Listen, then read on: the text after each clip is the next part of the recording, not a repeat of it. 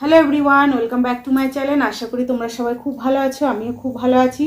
তো আজকে আমার খাবারে কি আছে চলো তোমাদের একবার বলে দিই। এখানে আছে ভাত, লঙ্কা, লেবু, পেঁয়াজ, এখানে আছে মুগের ডাল, এখানে আছে আলু আর ডিম কারি, এখানে আছে আলু ভাজা ডালের সাথে খাওয়ার জন্য, আর তার সাথে আছে পাঁপড় ভাজা। একদম সিম্পল মেনু।